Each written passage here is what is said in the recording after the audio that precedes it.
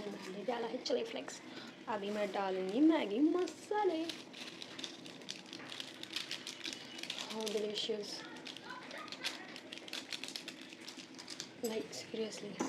Chilli flakes के बाद में हमें अभी हमको डालना है टमाटो केचप डालूँ। अभी ऑरिगेनो भी डालूँगी मैं इसमें, थोड़ा सा इसको मैं तेज उबालना पड़ेगा। या इधर बन रही है मेरी चाय। और इसमें डालेंगे हमें टमाटो केचप। ओके, सो या ये भी हो गया। अभी इसमें हम डालेंगे ऑरिगेनो। तो भाई इसकी आँच बहुत तेज़ है, मेरे को लग रही है हाथ में। अरे ऑरिगेनो भी भाई मत जाना, पिज़्ज़ा के बचे हुए हैं ये सब, जो कि मैं फेंकती नहीं हूँ, एक्स्ट्रा आते हैं। तो ये बहुत डिलीशियस मैगी, मुझे लग रहा है इसमें टमाटो केचप और डालना चाहिए, क्योंकि ये मेरे पास और एक है पिज़्ज़ा वाला।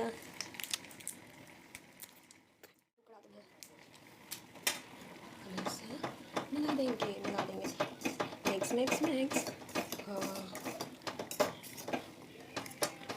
मेरे को मैगी मैक्रोनी यही दो चीज़ें आती लाइफ में बनानी टेस्टी।